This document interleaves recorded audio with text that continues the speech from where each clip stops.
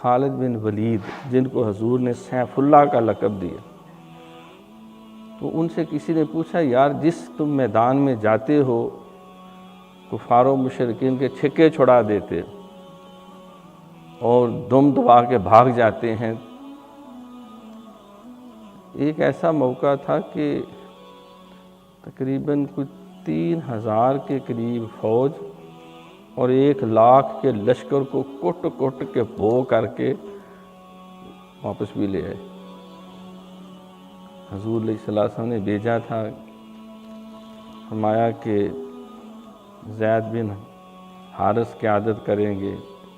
اگر وہ شہید ہو جائے عبداللہ بن رواحہ کریں گے، وہ ہو جائے تو فلاں کرے گا۔ تو گویا کہ آپ نے کچھ صحابہ کی شہادت کی پہلے ہی سرکار نے بشارت دی، اور سارے صحابی ان کو مبارک دیتے کہ اللہ نے تمہیں شہادت کا رتبہ دیا۔ اس کے بعد علم جو ہے جس کو مناسب سمجھو آپس میں چن کے پکڑا دینا، جب وہ پے در پے شہید ہو گئے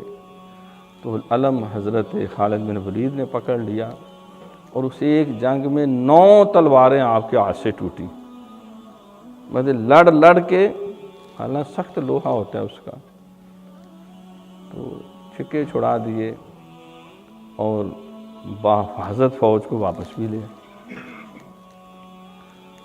تو حضور علیہ السلام نے سیف اللہ کا لقب دیا، پوچھا اتنی طاقت، اتنی دلیری، بڑے بڑے مجوسی اور بازنطینی جو ہیں تمہارے نام کی دہشت سے کانپنا شروع ہو جاتے ہیں، اور بڑے بڑے سپہ سالار یزدگرد جیسے، رستم جیسے جرأت نہیں کرتے کہ مقابلے میں سامنے آئیں تمہارے،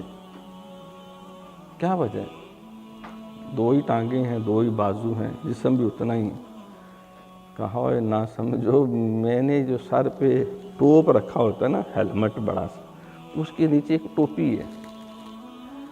اور اس ٹوپی کے اندر سرکار دو جہاں صلی اللہ علیہ وسلم کا ایک موے مبارک میں نے سی کے لگایا ہوا۔ یہ حضور کے اس موے مبارک، بال مبارک کی تاثیر ہے کہ جس میدان میں جاتا ہوں فتح یاب ہو جاتا ہوں۔